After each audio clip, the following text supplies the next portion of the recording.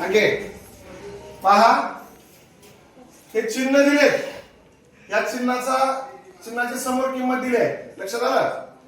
आणि त्याच्यानुसार आपल्याला त्या चिन्हाला याच्यामध्ये टाकलेल्या गणिती रूपामध्ये लक्षात ठेवायचं. मग एक कंसामध्ये 1 अधिक 2 गुणिले 4 ओके भागिले पुढे काय पहा 3च की बरोबर किती असं आपल्याला विचारलंय त्या ठिकाणी. आता कंसातली क्रिया अगोदर करून घ्यायची. कंसातली क्रिया अगोदर करण्यासाठी काय गुणाकार बॉडमॉस नियम वापरायचा. कंचे भागू बेवर. मग काय करावं लागेल अगोदर गुणाकार. 4 दुनी 8 अधिक 1 म्हणजे काय तो 9.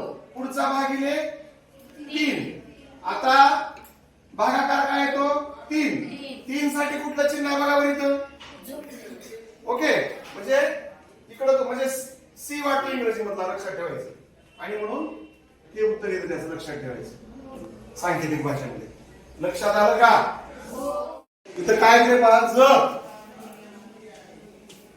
30 अधिक 22 बरोबर 600 वामा 25 अधिक 12 बरोबर 250.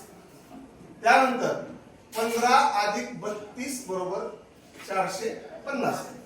तर 28 अधिक 42 बरोबर किती?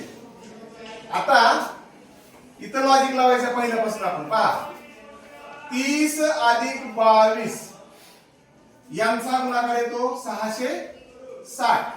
22 त्रिक 66 ते वरचा एक 0. पण बेरीज काय दिली तिथं 600.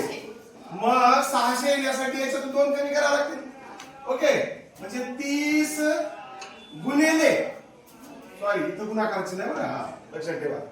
म्हणजे बेरजेचं काय झालं इथं गुणाकार झाला. आणि मग 30 गुणिले याच्यातून 2 वजा करा 20. आता 20 त्रिक 60 म्हणजे 600 आलं. एक 0 वरचा घेतला. आता हे करेक्ट झालं. आता हे घेऊया. आता डायरेक्ट हीच ट्रिक वापरायची.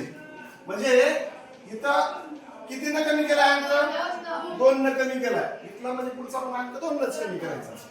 मग 25 गुणिले 10 बघा 25 10 250. आणि इथं जर गुणाकार केला तर तो 300 येतो लक्षात ठेवायचा.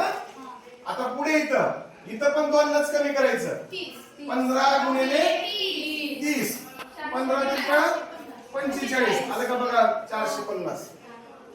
आता पुढे 28 गुणिले इथं 42 आहे तर आपण इथं काय घ्यायचं 40. काय गुणाकार येतो सांगा आता 1120 म्हणजे हे उत्तर येतं लक्षात ठेवायचं ओके.